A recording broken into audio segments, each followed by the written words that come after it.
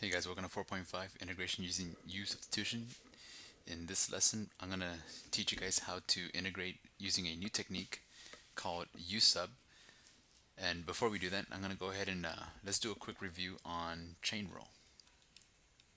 So if you remember chain rule was a derivative topic. And what chain rule is, it's a technique for finding derivatives of complex functions. For example, the sine of 2x. Now we all know that the derivative of sine of x is cosine x.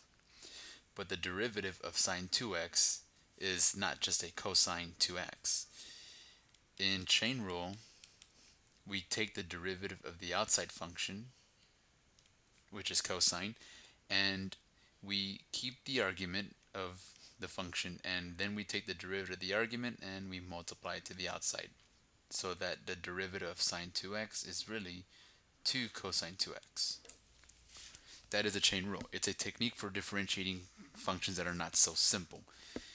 So in U sub, we're going to be integrating functions that are not so simple. For example, example number 1. Now, I taught you guys in the last video that there is no such thing as a product rule for integrals. You can't there's no such thing as taking the integral of a product that would equal the product of two integrals. This does not work.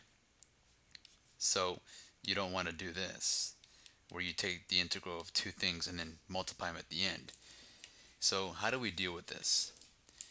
You could expand x squared plus 1 to the fifth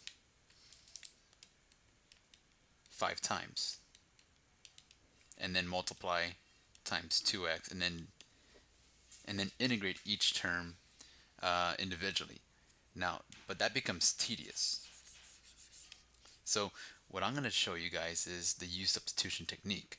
Now, for U substitution, here's my goal. My goal is to rewrite the integral in terms of U.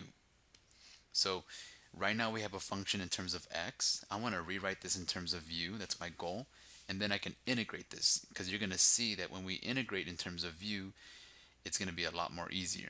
So to begin U substitution, notice that for every U sub question that you guys will encounter in calculus, there is going to be like two parts. You're going to have an expression that's being raised to a power or a square root or something like that, and then you're going to have a single expression, a easier expression that's being multiplied to this other factor.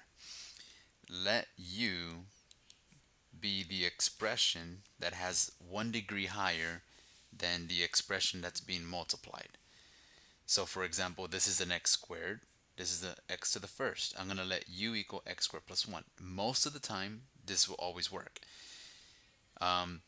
And then we're going to go ahead and take the derivative, because I have dx, so I have to figure a way how to get dx out of U. So take the derivative of U with respect to x, so that we get du dx is equal to 2x. Now, notice that I have dx here. How do I eliminate dx from du? I can separate dx from du by multiplying both sides by dx, and I get du is equal to 2x dx. Now I'm ready for the U substitution technique here. Let me erase all this. Now let's pay attention very carefully. I have a 2x dx. Here I have a 2x dx, and what does 2x dx equal? It equals to du. Here I have x squared plus 1. Below in my notes, I also have x squared plus 1. What does x squared plus 1 equal to? It equals to a u. Now, x squared plus 1 was not just raised to the first, it was raised to the fifth, so I'm going to raise this to the fifth. Now I'm going to integrate. Now I changed my integral in terms of u.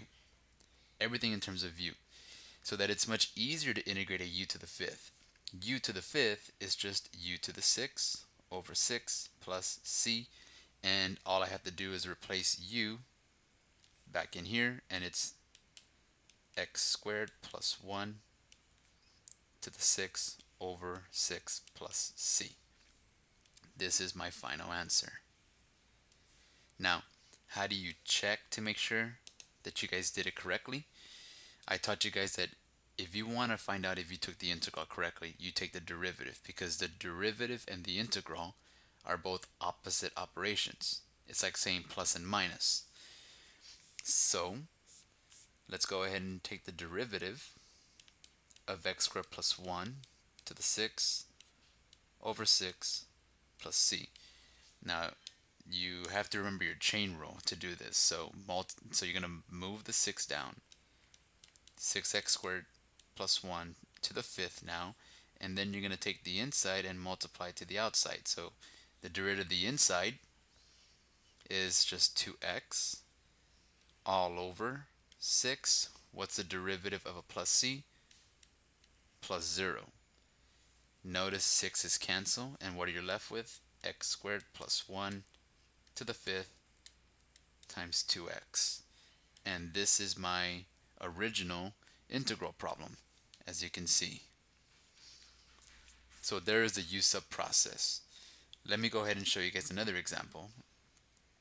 I'm going to go a little bit more quicker so that you guys can see what I'm doing here, and so I can knock off the rest of the problems, hopefully in one video.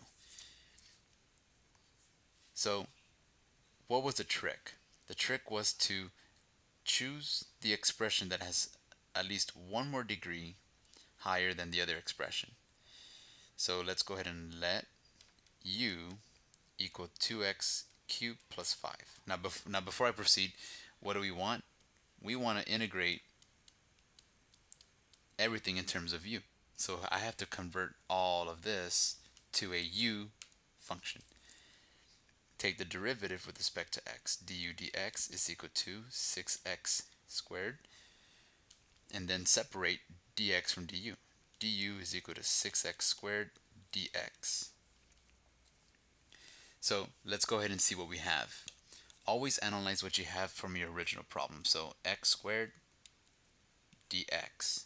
Notice I have x squared dx, but I have and now I have a little bit of extra information that I didn't have in my original.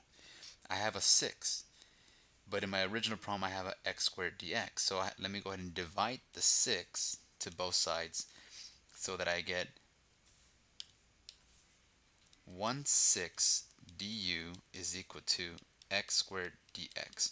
Now I can replace x squared dx with a 1/6 du. I left a blank here intentionally because 2x cubed plus 5 is my u, and 2x cubed plus 5 is being raised to the 4th power. Now we take the integral. If you remember your constant property of integrals, any constants can be moved to the front.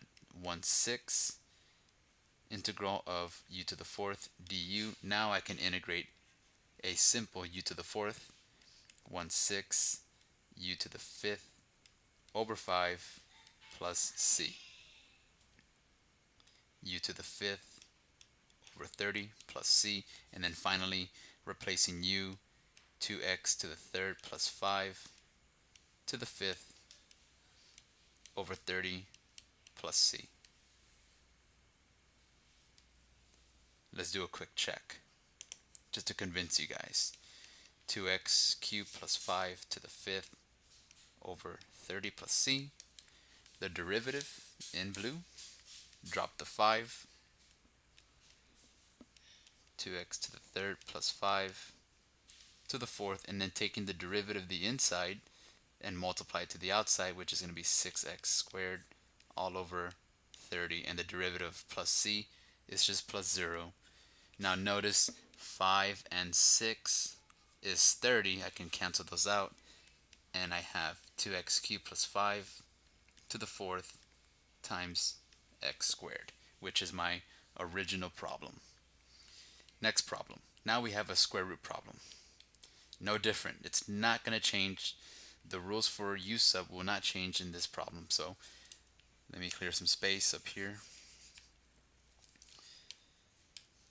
Of course, let u equal the expression that's 1 degree higher.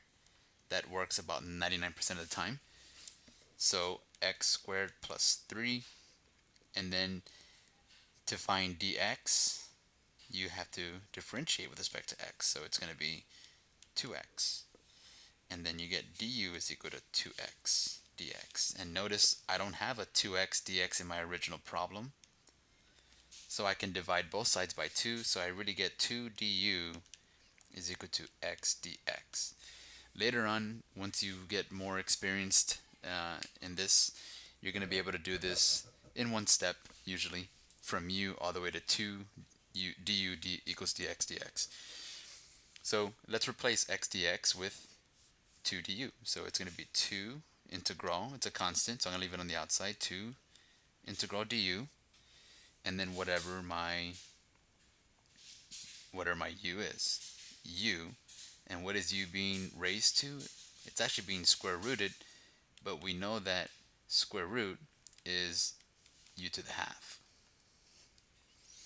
Now we can go ahead and integrate. The moment that you apply the integral, the moment that you integrate a function, a term, anything, you lose the integral. You don't have to rewrite it, so it's going to be 2 u to the 3 halves over 3 halves plus c, which is 2 times 2 over 3 u to the 3 halves plus c. And I just realized I made a mistake. So let me fix my mistake here. You guys probably already saw it. So we know that when we divide by 2, when we divide both sides by 2 here, it becomes a half and out of times 2. So let me fix this real quick. For those of you guys that probably already caught it, give me just a few more seconds. 1/2, 1/2, and finally 1/2. That should fix everything. So let me go ahead and cross out the 2's, and you get 1/3 u to the 3 halves plus c, and which your final answer will be 1/3 x squared plus 3 raised to the 3 halves plus c. Now you can rewrite your answer. If it's a multiple choice, they'll probably have it written like this. They'll have the square root of x squared plus 3 and then raised to the 3rd all over 3, and then of course plus c. That could also be a answer in the multiple choice problem. All you have to do is remember that the top number of the power is always what's being raised, and then the bottom number in blue is the root. For example, if it's a 2, it's a square root. If it's a 3, it would be a cube root, and so on. So let me go ahead and stop here, and let me go ahead and make a new video, and where I'll discuss the rest of the problems, hopefully in one video. So I'll see you guys in the next.